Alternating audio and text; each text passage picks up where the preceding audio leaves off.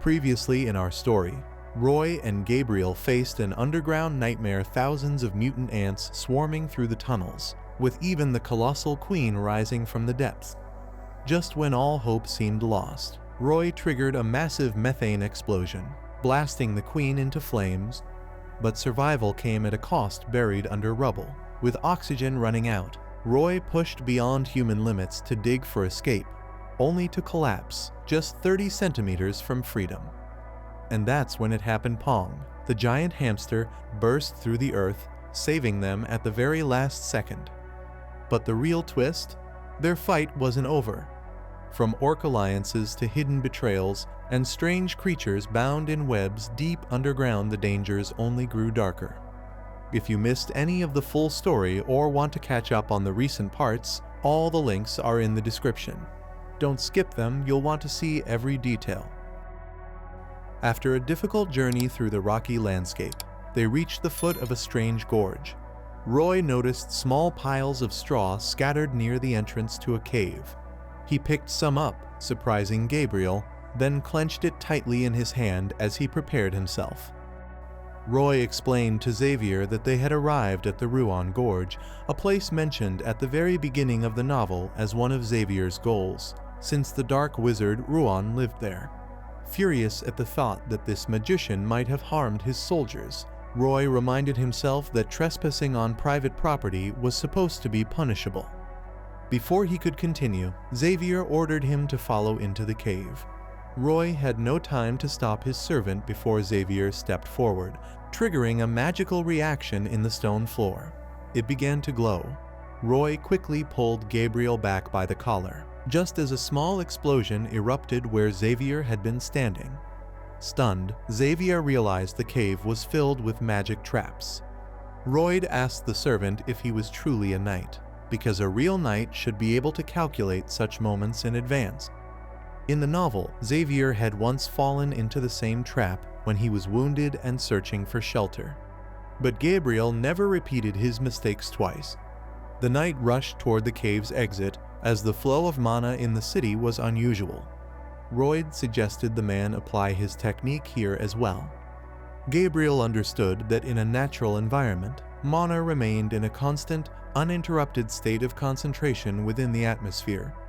This allowed him to detect where magical traps were hidden by sensing areas of unusual mana concentration. Trusting his instincts, Gabriel focused and quickly began leading his young master forward. Roy noticed how developed the servant's senses had become as Gabriel moved cautiously through the cave. Gabriel thought that Roy had only been lying to him before, insisting on things without proof. But now, everything was different.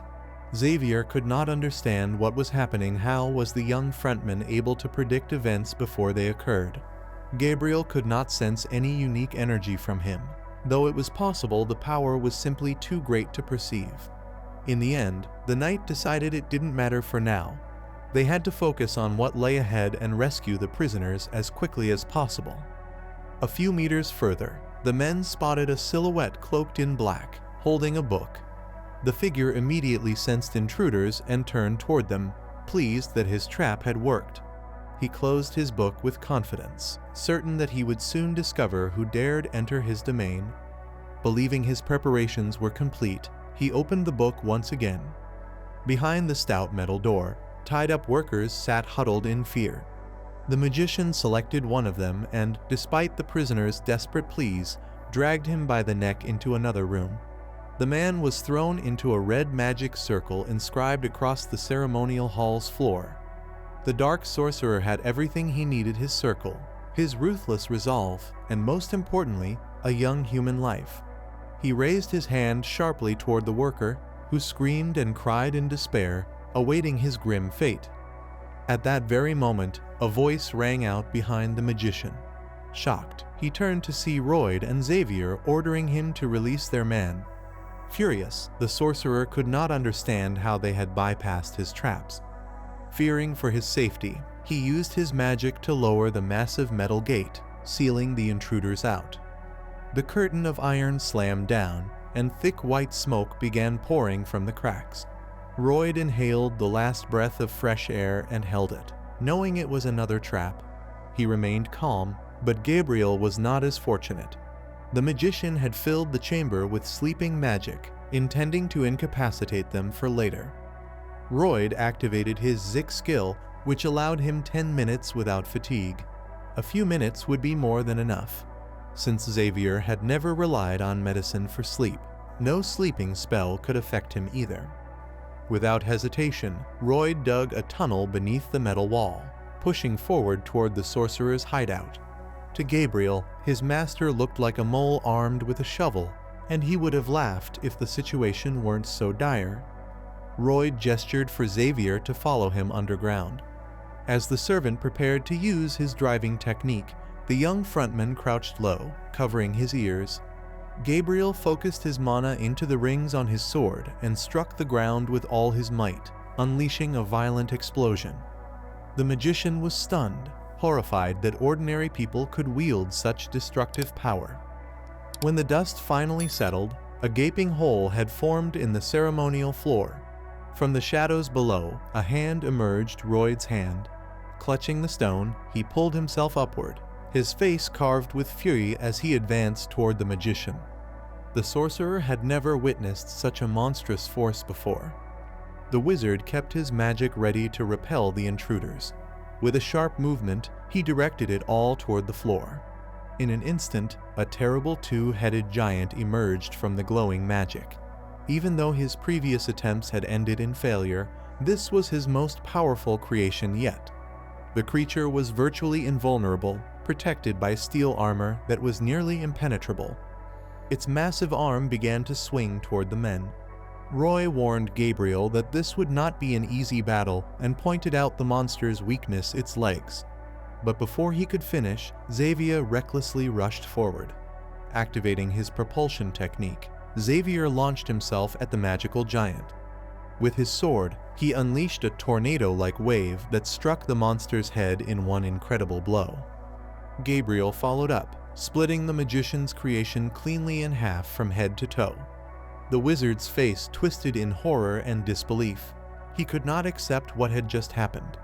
Roy was equally stunned, unable to comprehend how Gabriel had managed to use explosive power as an auxiliary force, giving him the strength to cleave the giant in two. His own novel had never mentioned such a technique.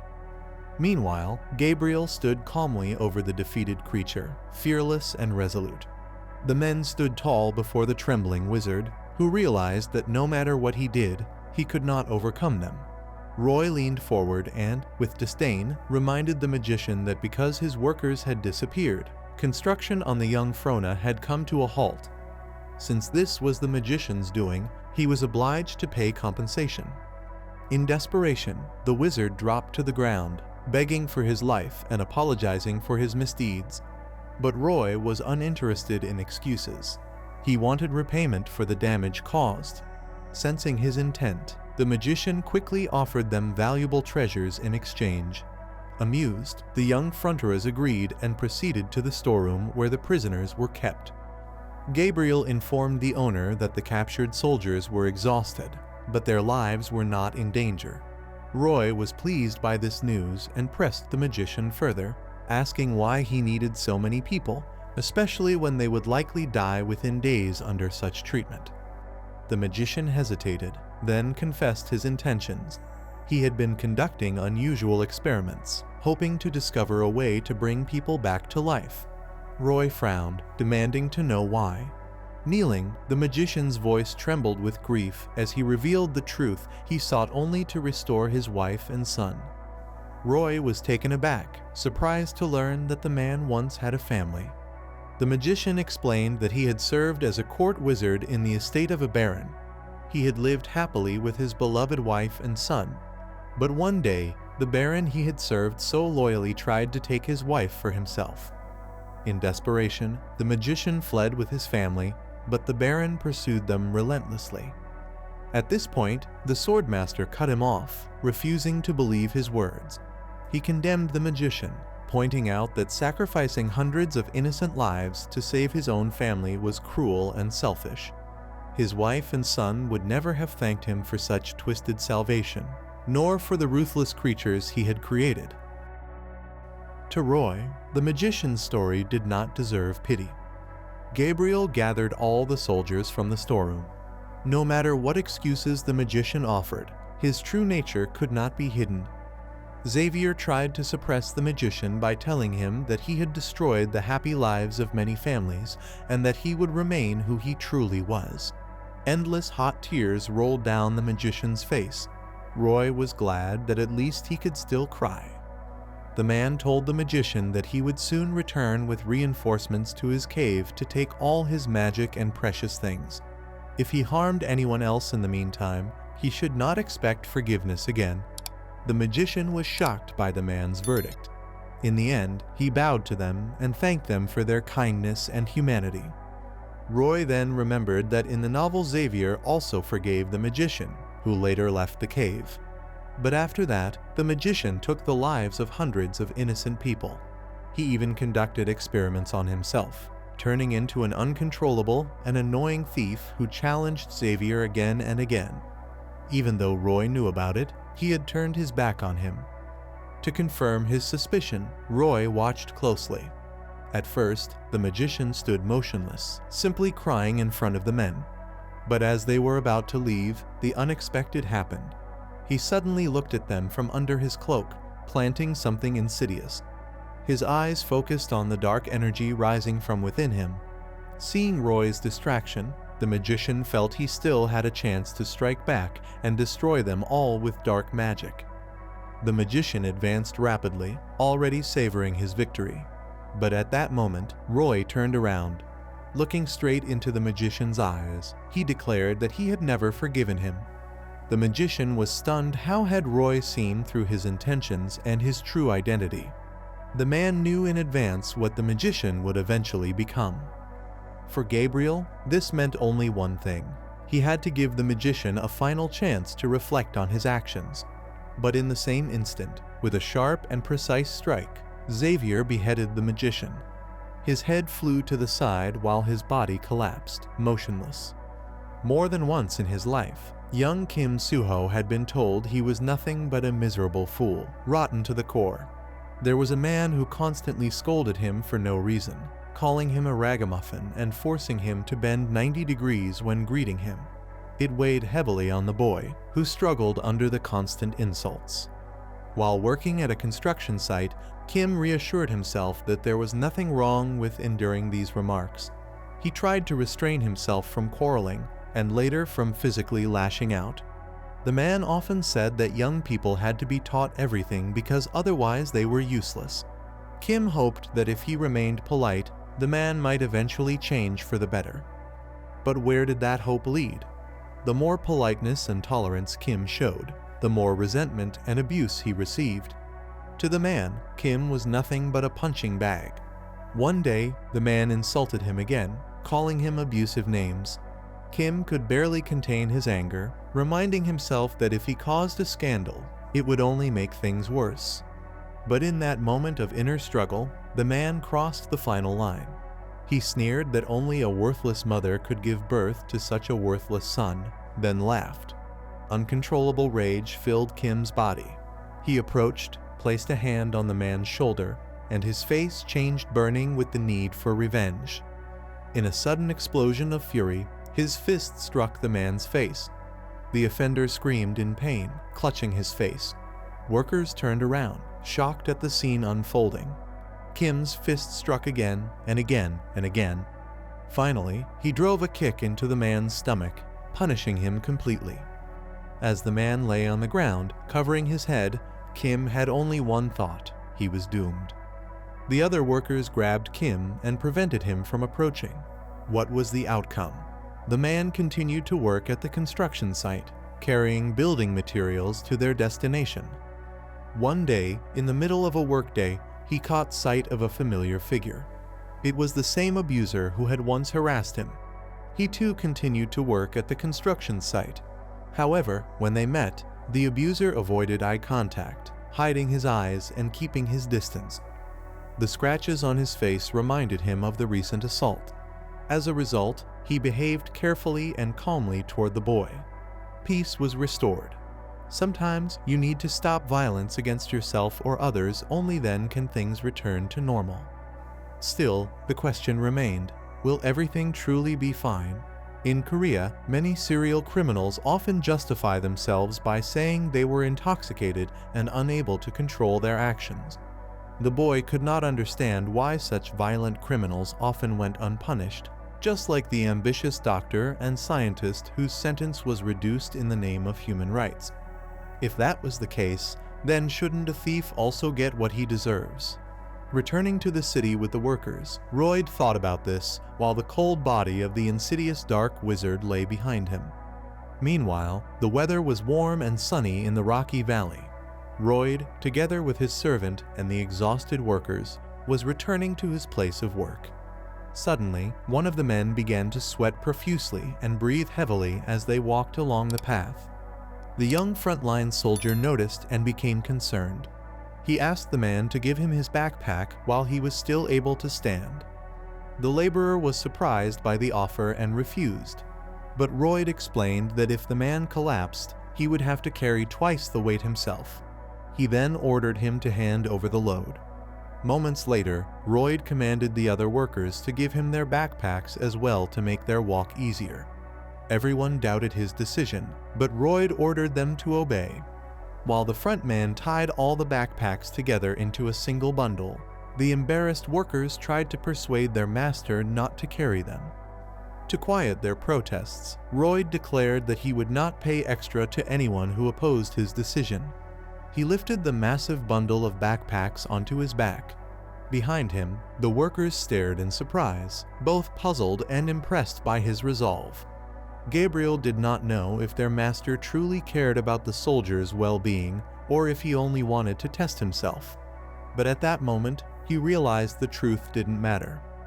For the soldiers, Roy had proven himself to be a leader they could trust and follow anywhere. Stories about him would be told for generations. The messenger reported this, but Roy was not impressed. He did not care for glory, only money. Soon, they approached the village of the powerful sand orcs. Later, they managed to complete the construction of a stone cold storage for food. Harrows, along with Roy and Gabriel, inspected the interior. The young orc was disappointed.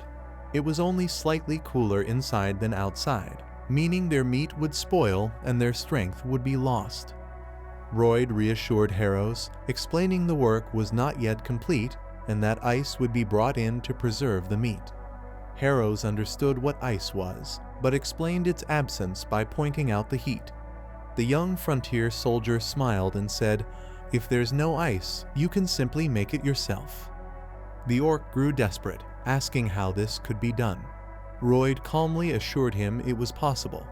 Harrows doubted the truth of his words, while the man just smiled silently. Young Gage, watching the exchange, began to wonder if he had brought a swindler into his village, someone who might be trying to deceive them. Perhaps the story about the queen was a lie. The messenger noticed that Garash was not as naive as the swarm believed, but the man himself never thought so.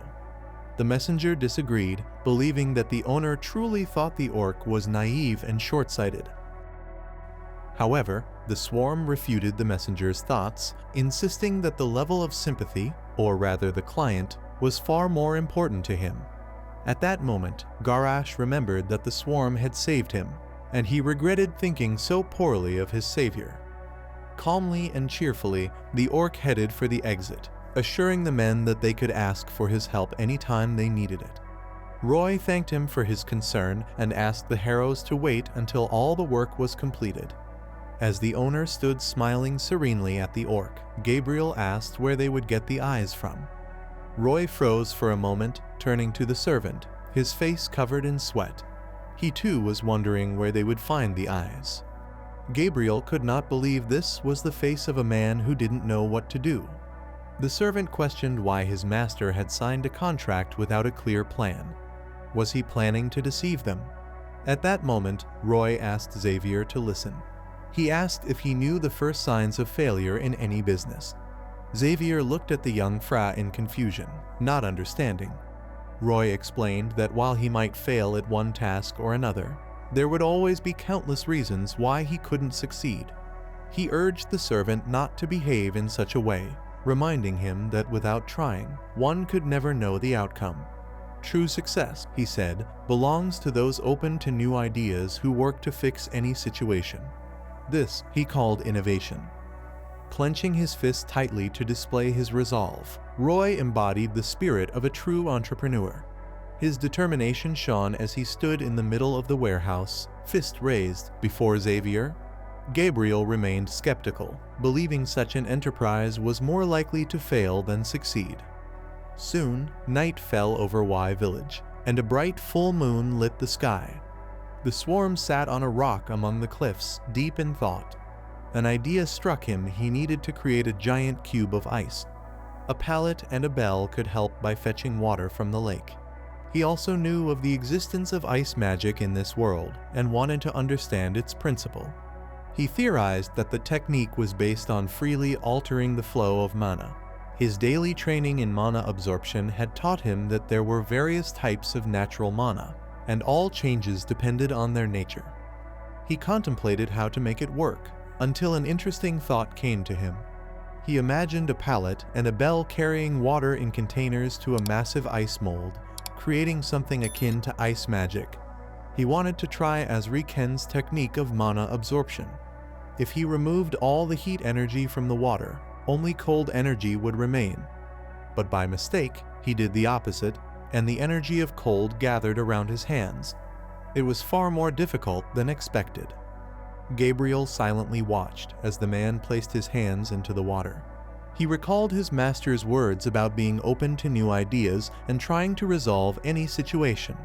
Xavier considered the owner's approach reckless and irresponsible, but he realized Roy was genuinely striving to find a solution with dignity. Still, the servant admitted he did not understand him. Meanwhile, the swarm continued kneeling before the giant ice mold filled with water.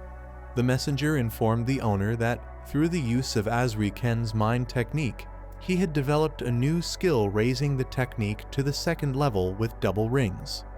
A few days later, the garage and his father came to the vault again to check the results of the swarm's work. The orcs were shocked by the temperature inside the vault. They were literally shivering from the cold, and steam was coming out of their mouths. In the middle of the storage room, on wooden pallets, was a giant ice cube. The orcs could not believe their eyes that they had managed to get it. Roth said that everything would be ready as soon as they installed the insulation on the ice cube. The heap was happy because there was plenty of space in the storage room to store the meat, which no longer had to be thrown away. The garage was also happy that they no longer had to go hunting every day. The orcs decided to celebrate this event and gather all the people. At this moment, Gabriel watched in shock at the satisfied face of the owner while talking to the orcs. Roy defiantly turned his head to look at the servant. He reiterated that he was thinking like a true entrepreneur. Gabriel agreed and did not intend to argue with his master. A little later, the whole tribe gathered in the center of the Steel Sand tribe. Akkucha, the leader, sincerely thanked the swarm for the shelter. But the swarm replied that he should not thank him, because he was only fulfilling the terms of their contract, as a result of which the young front man received 120 strong laborers for his enterprise. However, Akkucha said that orcs are different from humans in that they do not do this for the sake of a contract. They do it because they are sincerely grateful to him. From that moment on, the leader of the Steel Sand tribe promised the swarm one thing, that from that day on, Frontera's family and his tribe would declare an alliance stronger than family ties. All the orcs stood in the same position to demonstrate their unity with the swarm and his family. The orc army shouted the words of their leader again. The swarm was a little worried. The Kacha had declared the swarm his friend, and so his enemies immediately became their enemies as well. Thus, the entire tribe assured the man that they would come as soon as he needed help.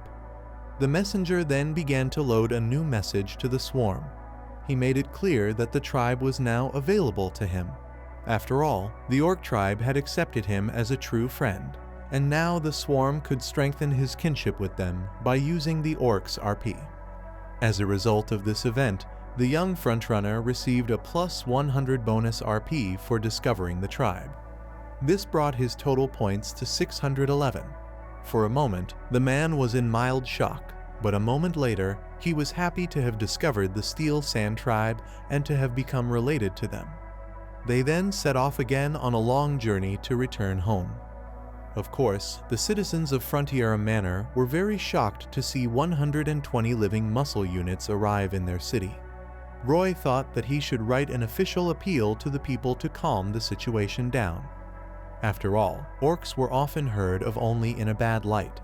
Meanwhile, the young Fran's father and mother watched in horror as a bunch of green giants roamed the streets of their city. Even though the Baron was aware of his son's journey, he froze in his tracks as soon as he saw the orcs in person. Moreover, the man did not expect to receive bonus points for helping the giants. The messenger reported that his wonderful story about defeating the wizard and saving the soldiers instantly spread around the city, and the residents of the estate praised the young frontier for his noble courage. After that, the man again received bonus points, plus 300 RP for his achievements in society. The total number of RP was 9,911 points. The man thanked him for the RP, but asked him not to praise him anymore. The Baron said for his son that he would look for a wealthy buyer to sell what they had received from the orcs. Then they had only the magic staff of Ruelan. The young wizard was sitting on the floor in the room among the magician's things, holding a magic ball in his hand.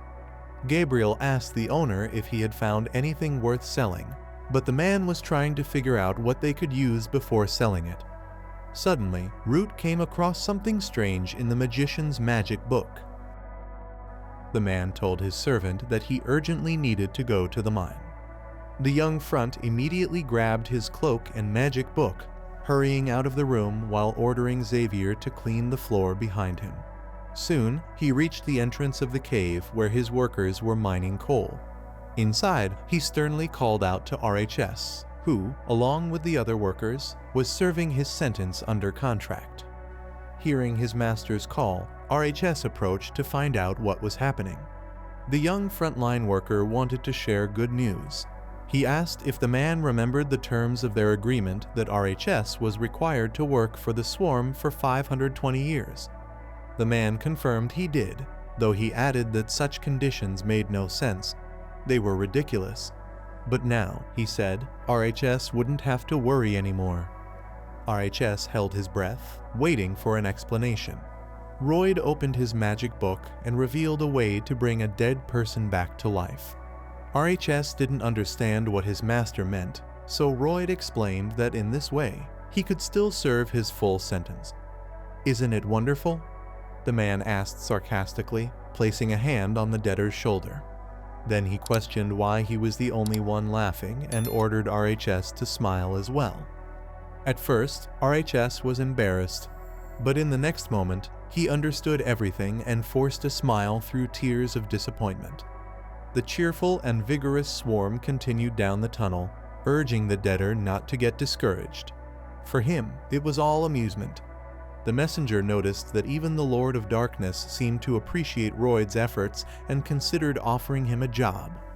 Yet the man saw nothing wrong with it and cheerfully kept walking deeper into the tunnel.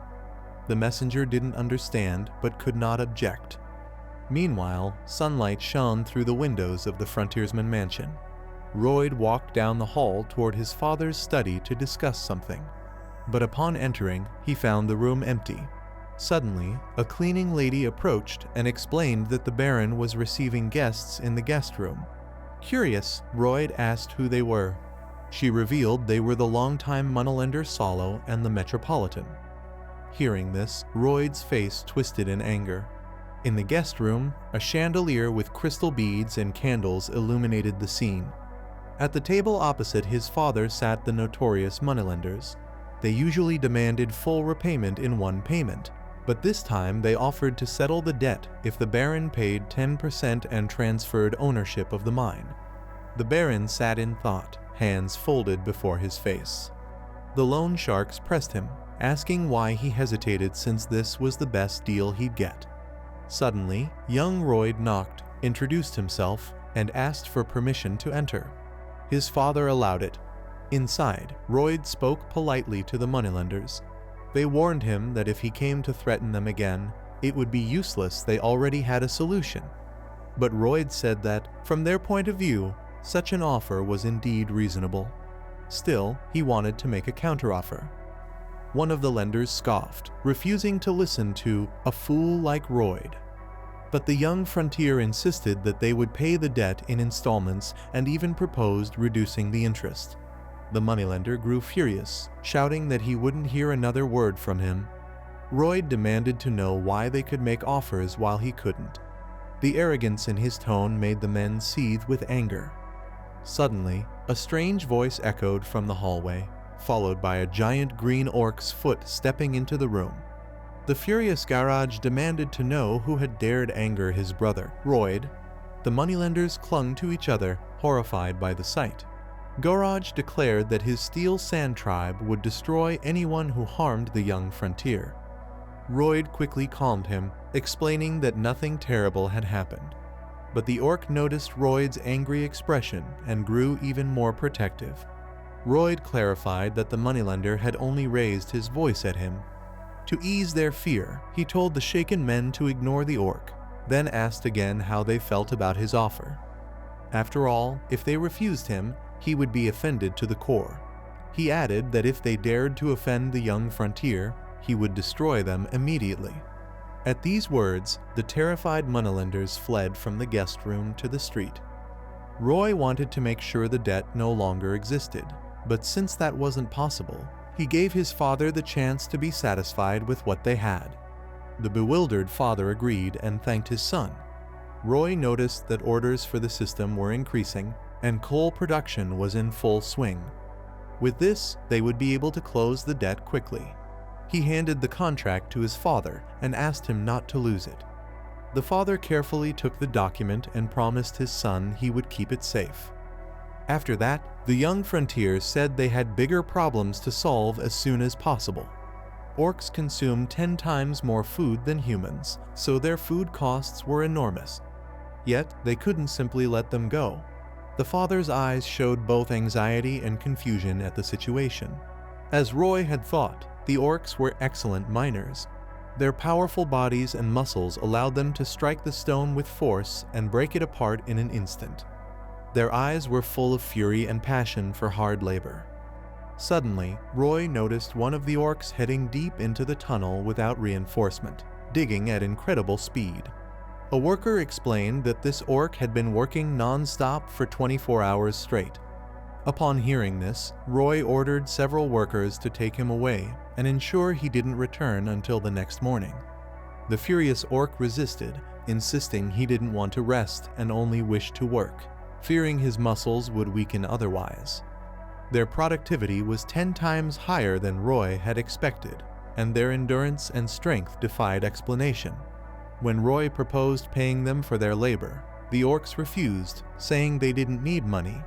On one hand, this pleased him, but on the other, at Agash's request, he was now obligated to feed them properly. This was no ordinary problem. Roy assumed that eventually, they would have to raise taxes significantly to cover the cost of feeding the orcs. He explained to his father that due to the orcs' natural productivity, they wouldn't go into debt because of these expenses. His father understood but admitted he wasn't sure the citizens could bear the burden. Making such a decision weighed heavily on him. Arrows added that they couldn't keep raising taxes, as it would be nothing short of robbery. They weren't losing anything at the moment since productivity was soaring, and losses would only occur if tax contributions dropped. Interested in his son's reasoning, the father asked how they could still raise taxes for the city's residents. The young frontier replied that it was simple. They needed to create new opportunities for income. He gave an example of the abandoned land north of the city. He suggested turning the wetlands of the Manhwa estate into farmland, which could then be given to people. This way, they would grow crops, earn money, and pay taxes to the baron. The sky was covered in orange clouds as the sun disappeared behind the horizon. Darkness began to fall. Roy walked confidently in his safety shoes across the marshes of the Manhwa estate. with Gabriel following behind him. Gabriel remarked that the land had been abandoned for several hundred years and questioned how anyone could cultivate it. But the young frontier had an idea. Roy admitted it would be difficult. They would need to account for many challenges, as the territory was vast, and a proper system of rainwater drainage had to be designed. The man had no choice but to model a possible solution on the training ground. He created a reduced model of a marsh in the Mars wetland using water and earth. Based on it, Roe attempted to come up with an experimental solution to the problem. However, his attempts failed time and time again. He did not give up and continued working on the model of the marsh, determined to find a way to solve the situation. A new sunny morning dawned in the city. Exhausted, the swarm sat in the same place, using his hands to form pathways out of the swamp to drain the rainwater.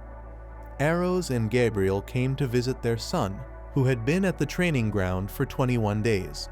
Xavier asked if he should stop his master, as Roe had hardly eaten or slept during that time, but his father forbade him. Arrows hated him, even though he was his son. He no longer believed Roe would ever become normal. It seemed impossible. Yet now, the barons saw him striving to bring great changes to their city for the sake of others. Perhaps he could not help him, but he would not stop him either. Xavier agreed it was a wise decision. After all, the young master of the royalty was responsible for his words and never gave up. The man worked tirelessly, gritting his teeth and forgetting about everything else. Then the messenger informed the swarm that Baron Fran's sympathy level toward him had increased.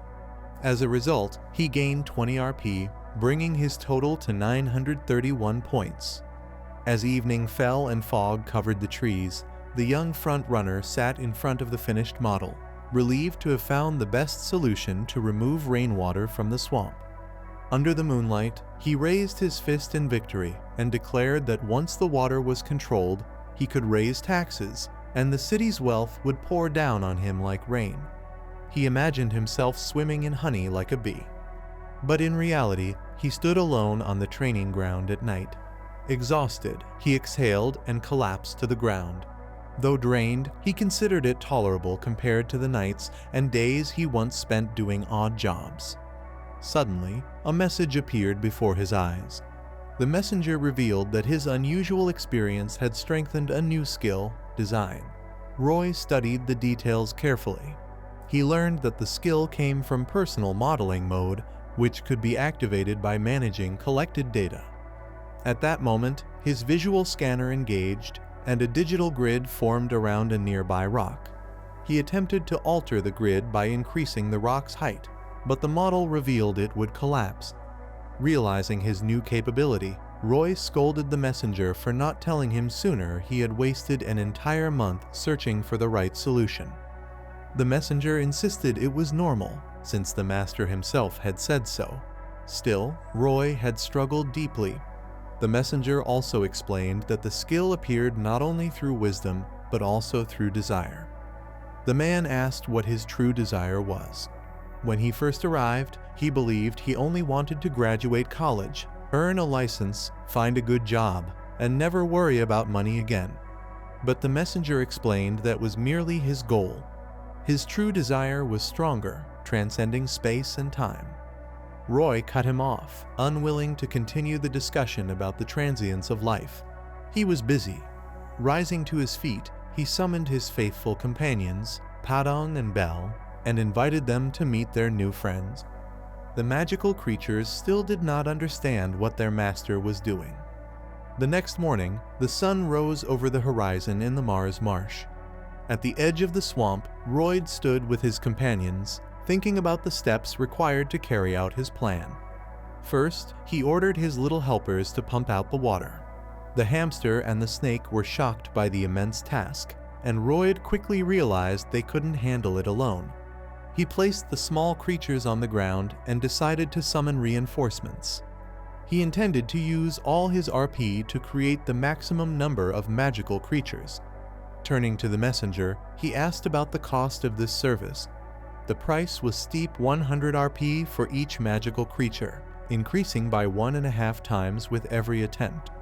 In total, he would be able to summon 4. Without hesitation, Royd pressed the start button. He didn't need rare skills this time. What he needed were sturdy giants like Paddle and Bell to pump out the water. The summoning was loud, and everyone waited anxiously for the results. Suddenly, a yellow head peeked through the magic portal.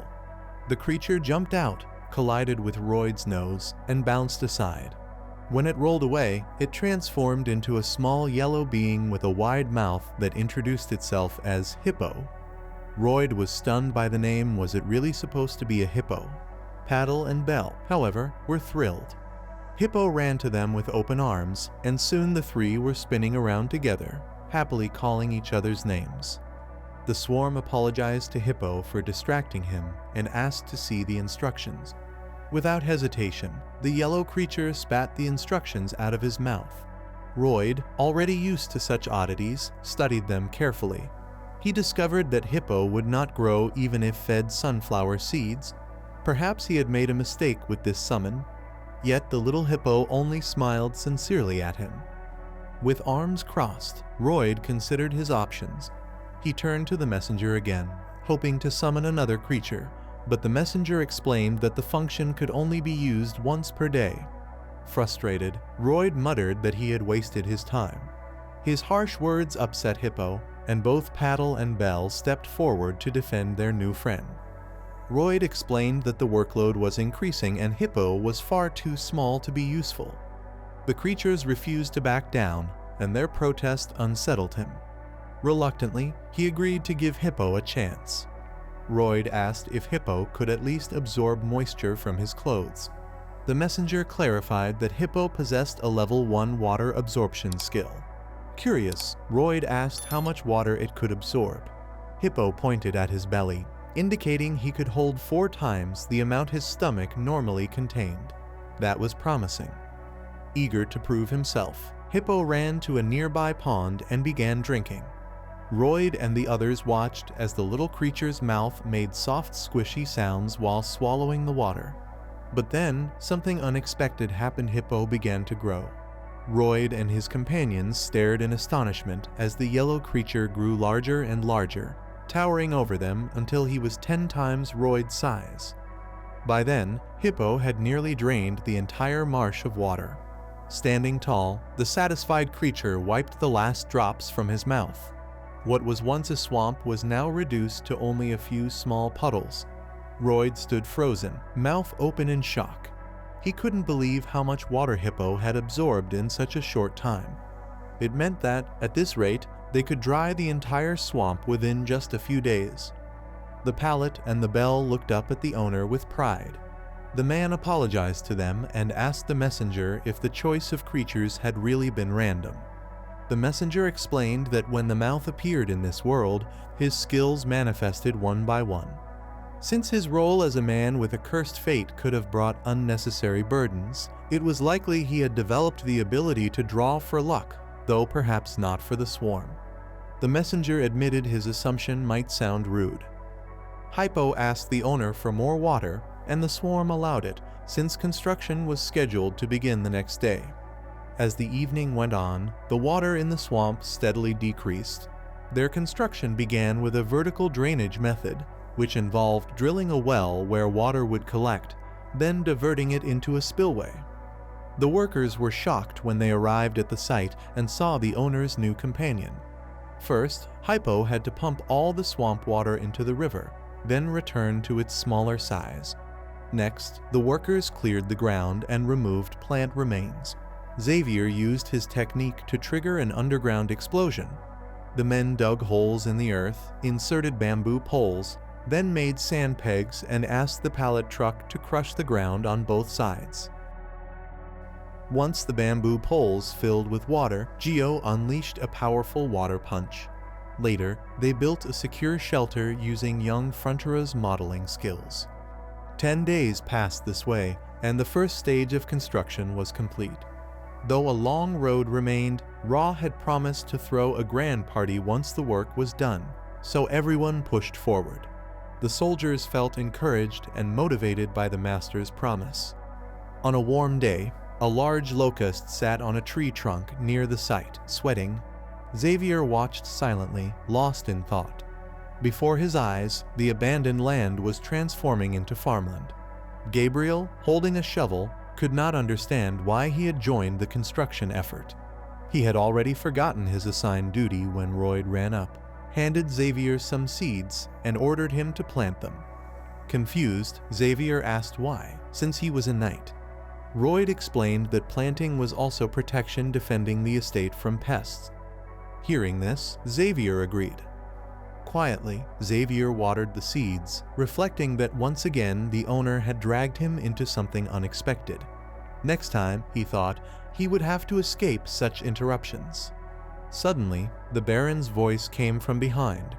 Approaching with his wife, he told Xavier that word of the rice farms had already spread. Everyone in town believed it a miracle. The laborers rejoiced to see the fields expanding. When the swarm passed by, the men looked at him with respect. The messenger reported that the townsfolk admired his miracle, awarding him plus 450 points for his contribution. His total RP rose to 281. The swarm smiled with satisfaction, carrying his shovel over his shoulder. By evening, insects fluttered over the farm as the first stalks began to sprout. Xavier watched them closely, watering can in hand, and felt genuine happiness at the sight. The owner approached, saying everything would be ready once they installed the water wheel. After all, during the rains, excess water had to be redirected to prevent flooding, but for that, they needed a specialist. Before they could discuss further, a thunderous roar echoed behind them. An army of horsemen in suits advanced toward the site. Royd stared at them, wondering who they were. One of the guests was Viscount Racona, whose estate was located to the north of the swamp. The sound of horses rearing drew near, and a moment later, one of the men stopped at the swamp. He demanded to know who was responsible for this construction. Xavier grew angry at the man's rudeness, but the swarm immediately replied that he was the one in charge. The man sternly asked if they knew the land belonged to Viscount Racona and ordered the bewildered men to leave the area at once. This place had been abandoned for several hundred years. The northern lands were under the rule of Viscount Rayon, while the southern marshes belonged to the Frontier family. It was clear the Viscount was asserting his rights with a purpose, likely aiming to seize these fertile lands.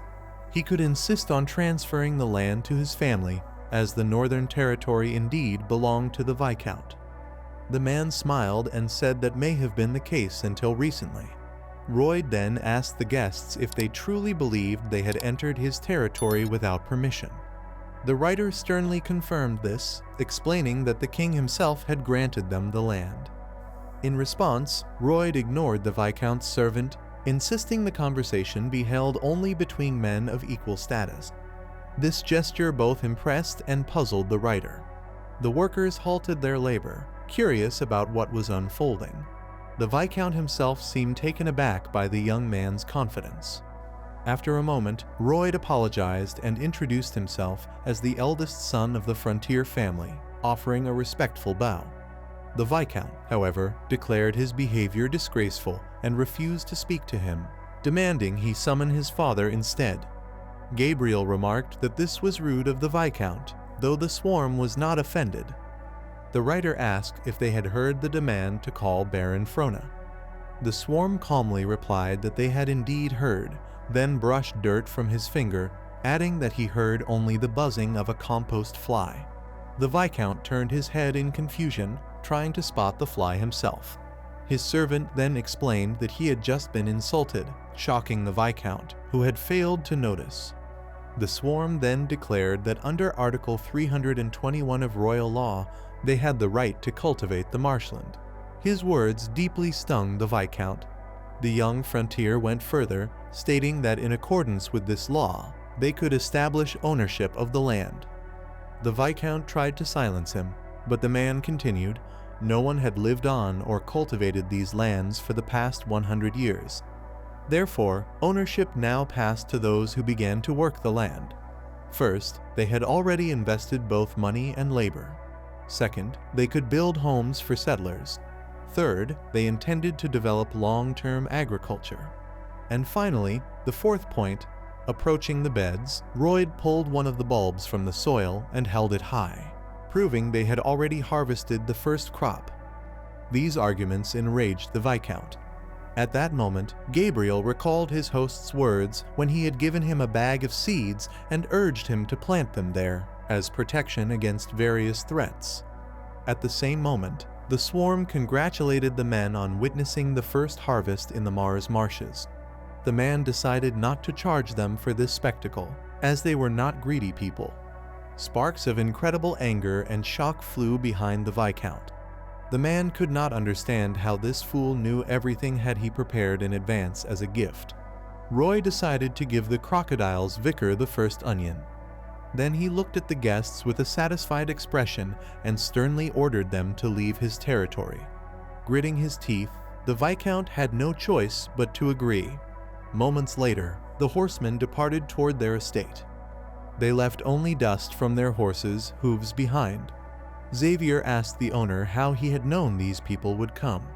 The young frontiersman replied that he had seen such clever people before, those who tried to make a quick profit from the labor of others. At that moment, the workers rejoiced loudly, celebrating their young master for protecting their land. With pride, they raised their hands to the sky in praise.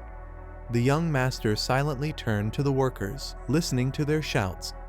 Then he asked them where he was going to find the money to pay them for their labor, ordering them to quickly return to work. Soon, heavy rains poured over the farmland. The water was gathered into an artificial canal for drainage. The young frontline worker sat silently in the rain, among the crops, deep in thought. Summer ended, and autumn arrived with relentless downpours. Roy ran the simulation 100 times, but it was still too early to relax. He wanted absolute confidence in the fertility of the Mars soil. Caring for his master's well-being, Xavier held an umbrella over his head. After the rain, sunlight pierced through the clouds, illuminating dew droplets on the leaves. Almost no water remained in the drainage canal after the storm. Xavier folded his umbrella and observed the farm alongside the owner. The messenger informed the man that he had gained new knowledge in monumental construction, leaving a significant mark on the civil engineering of Lorraine. As a reward, he gained valuable experience. Roy acquired enhanced measurement levels, underground scanning skills, land value estimation, modeling mode, and other crucial abilities. Rising from the wet grass, the man learned that his sympathy levels had increased among the Baron, Baroness, Xavier, Bion, and the townspeople. His total RP reached 1,355 points. When the sun fully emerged, he declared that everything was ready and it was time to move on to the next step. Meanwhile, in Raccoon's domain, a servant informed the Viscount of the land reclamation. As a result, they would be exempt from taxation for 3 years and would not be forced to leave their land. The man could not believe it. Within 2 years, the royal family and their workers would be cultivating it. The Mars marshes were about to become a gold mine for the young frontiersman. His stomach twisted at the thought, for this was his land, and he swore he would never give it up. He turned to his servant and demanded a meeting. A few days later, the sun shone brightly over the estate. Roy awoke with a severe headache, assuming it was from overwork. Yet he quickly rose to his feet, knowing much work awaited him. Calling out to Xavier to wake, he was soon surprised by his servant's presence. He looked very tired and mentioned that he also had a headache. At first, Roy did not understand what was wrong, but then his expression turned grim. That same day, Roy and Xavier went out into the city and discovered that Baron Emily's cleaning lady, Farmer Alof and his family, and the boy Mile were all suffering from headaches. They also noticed that the animals had been avoiding the water since yesterday. Comparing the complaints of the people and the behavior of the animals, Roy realized the problem was in the water. One of the most powerful weapons he had in this world was the information from the book about the Steel Knight. However, after the incident with the giant ants, he realized that events outside the book could now occur. Since Roy expected resistance from the Viscount, he decided to make inquiries about him. The young frontier man learned that the main source of income for the loner region was their secret dyeing technology, which was also used to color fruit. At that moment, Roy understood the situation and recognized the culprit. Meanwhile, in Frontiera's estate, the Viscount's servant met with the Baron and told him that if they gave half of the swamps, they would stop spoiling their water. The Baron, furious at the threat, said he would sue them. But the loner representative replied that a verdict would take at least 2 years, and they doubted the town could survive that long with legal fees and drinking water shortages. After a long discussion, the Viscount's servant stood up to leave, but the Baron declared they would not give up a single piece of land. At this moment, Roy entered his father's room to discuss the necessary measures to improve their town's water situation. The Viscount's servant, whom Roy accidentally hit with the door, grew angry after being insulted when Roy called his master a parasite. The young frontier boy was surprised that the servant of such a parasite could even understand human language. After this insult, the Viscount's knight challenged Roy to a duel. Roy immediately struck his opponent down, not allowing him to rise. The servant begged him to stop and not hurt him further. Just as with Newman, the outcome was the same. Roy completely defeated him and continued striking even after he had surrendered. The Baron was proud of his son's strength, while Xavier witnessed his master happy for the first time in days. That evening, the Viscount's servant returned to his manor, beaten and humiliated, to report to his master. At first, the Viscount was enraged, but then he came up with an idea. He decided to use the beating of his servant as an excuse to sue them for assaulting a nobleman, intending to drag out the proceedings for 3 or even 4 years. But Roy had already anticipated the Viscount's thoughts and decided to act first. He told his workers that he would not allow their efforts to be wasted and promised to protect their land from greedy hands. The people rallied behind him. Their first plan was to create a reservoir as a temporary solution for drinking water, with Hippo now at the 3rd level of his skills helping in its construction. But their ultimate, more sustainable goal was to build a canal from the West Mountain Water Lake, Capua, which lay within their territory. Though the construction would be difficult, it promised dozens or even hundreds of times more profit than expected. Several months passed. The Viscount grew angrier and more desperate, unable to understand how the situation had turned against him. His servant then informed him that the Baron's eldest son wished to speak with him, but the Viscount ordered him out of his estate. The servant explained that Frontiera had come to ease the Viscount's worries. Moments later, Roy entered the study with Gabriel and mocked the Viscount, saying he looked pale. Then, with a sharp smile, Roy told him he had a solution to the problem.